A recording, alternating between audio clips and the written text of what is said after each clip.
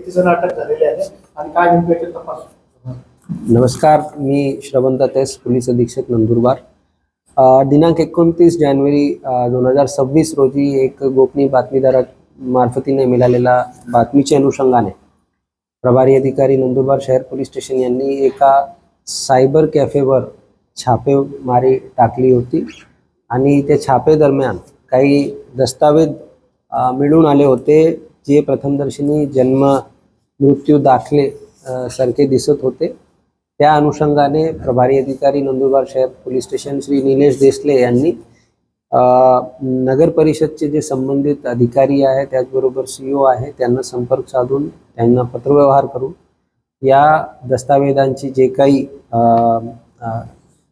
काही व्हॅलिडिटी आहे त्याबद्दल त्यांना विचारले असता प्रथमदर्शनी त्या डॉक्युमेंट जे आहे ते खोटे असल्याचे निदर्शनास आले.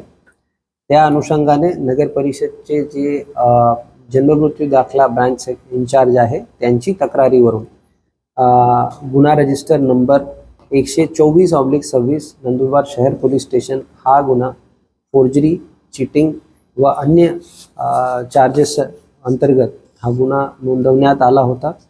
या गुन्ह्यामध्ये सुरुवातीमध्ये 2 आरोपी यांना आपण यांच्यावर गुन्हा नोंदवून त्यांना अटक करण्यात आली होती.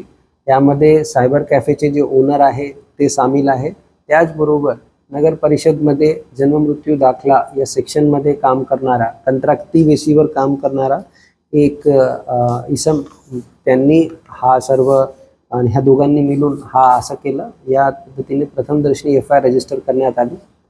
तपासामध्ये अजून काही लोकांचे नाव निष्पन्न झाले. एकंदरीत यामध्ये 5 लोकांना आतापर्यंत अटक करण्यात आली आणि त्यांची सध्या पोलीस कोठडी सुरू आहे. आणि यामध्ये इतर आरोपी व घडलेली सर्व घटना याचा सखोल तपास करून पुढील तपास करण्यात येईल व आपल्याला अवगत करण्यात येईल. यामध्ये संबंधित सायबर कॅफेमध्ये दस्तावेज सोबत काही खोटे सिक्के व खोटे डिजिटल साईन हे आढळून आले. त्या अनुषंगाने याच्यामध्ये संबंधित जे कलम लावून आपण त्याच्यामध्ये पुढील तपास करीत आहोत.